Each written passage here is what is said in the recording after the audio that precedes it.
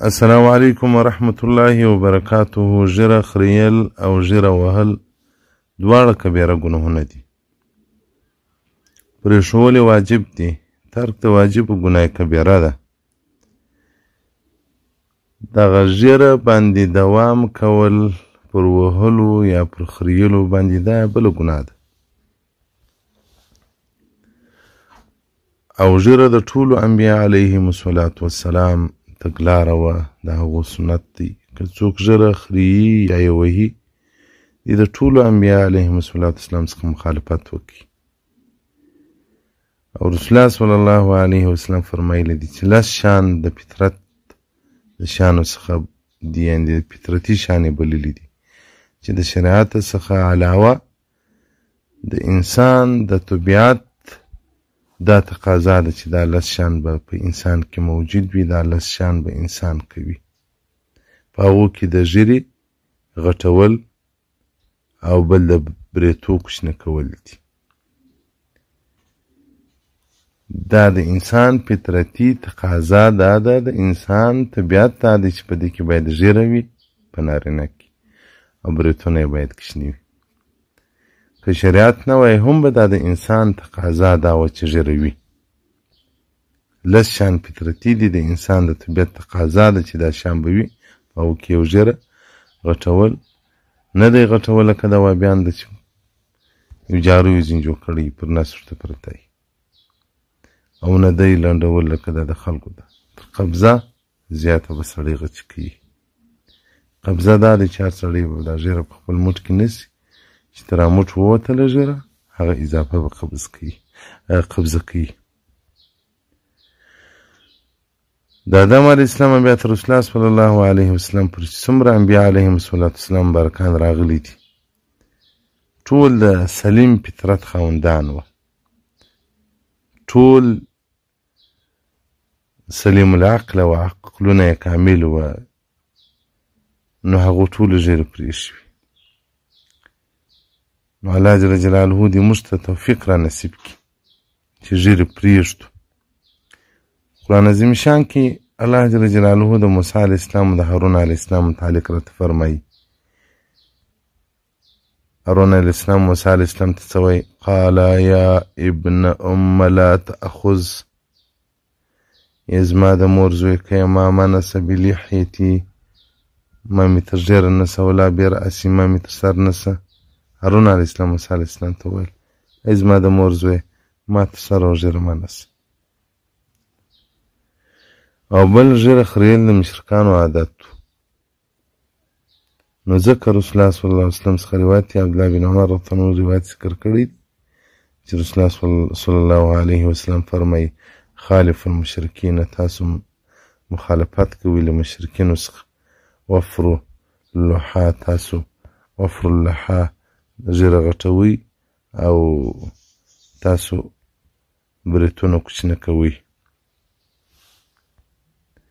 څوک چې د مشرکینو د کافرانو عادت په ځان کې راولي، نو آیا که په ورځ د قیامت رسول الله صلی الله علیه وسلم د حوض کوثر څخه وشړئ چې ځه که زما امتي وای نو په دنیا کې به دې زما د امتي په شکل کې ژوند کوه.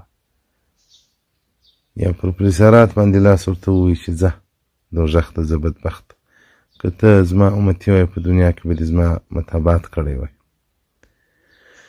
و الله جل جلاله په قرآن عظیم شان کې راته فرمایي بسم الله الرحمن الرحیم لقد کان لکم فی رسول الله اسوة حسنه.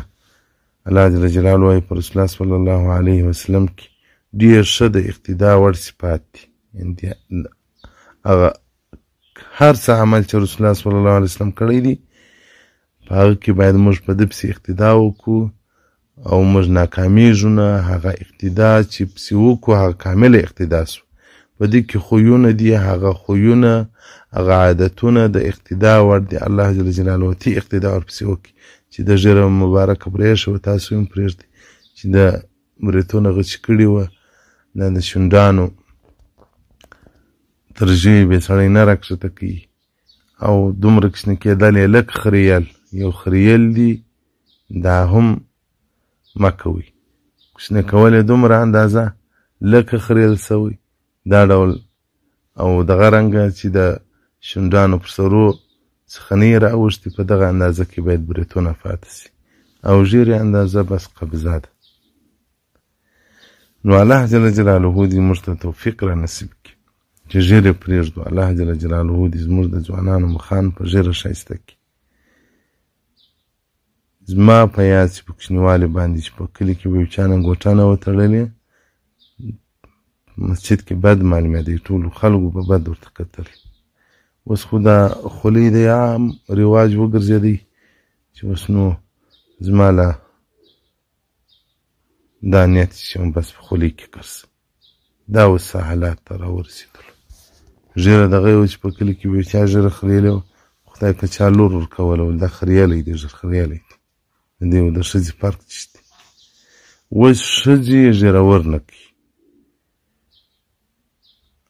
ناصرانو کې دی ولې نجلۍ ورکړې وه یو ځای، بیا دا نورو نجونو صفت ورته کول دا چې ښه د کولا کاروبار یې دی، د کولا غر لري، داسې پلانکی دی خیر، بل یې غږ ورباندې راوکړي دغه بیا بیخي ښه خوند په کړی دی، ژیره ښه نه لري. نو اوس خو موږ ټول د ایستو چې بس نجونې هم هغه مېړه کوي چې ژیره ښه نه لري، کونډه هم هغه مېړه کوي چې ژیره ښه نه لري. نو دا چې بې ژیرې مېړه غواړي، نو قبر سته، آخرت سته، دا سپین کفن له دنیا وړي چې دا څومره یې وګټئ، څومره ورپکې ستړي سي، د دنیا دغه نتیجه ده یو کفن درکوي، بل هېڅ نه درکوي. دا د دنیا سره ستاسو د دنیا وفا ده ستاسو سره. سپین کفنه کې چې موږ کښېږدي بیا مو قبر ته ورشوه کړي، بیا به دا ټولې خبرې د علماو په دا سر کې دی در وګرځېږي چې کاشکې مې عمل په کړی وی. هلته به دي نو کور خراب وي، نه به د عمل ټیم در سره وي نور، نه به چانس د عمل وي، نه به چانس د عبادت وي، نه به چانس د ژوند وي. بس خسره دنیا والآخره، دنیا به هم ستړې، آخرت هم ستړې. نو ژیرې پرېږدئ محترمینو، دا ستاسو ژیره خریېل موږ ته تاوان نه کوي، دا ستاسو ژیره پرېښول موږ ته ګټه نه رسي. ستاسو خپل قبر دی، زموږ خپل قبر دی، خو موږ ان مسؤول یو د شریعت.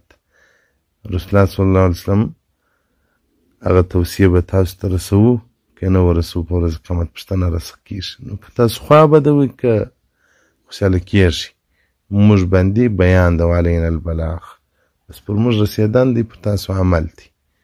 که تاسو عمل په وکړئ واوه، که نه په وکړئ، په ورځ قیامت به دلیل نه وي در سره چې موږ نه وو خبر. والسلام علیکم ورحمة الله وبرکاته.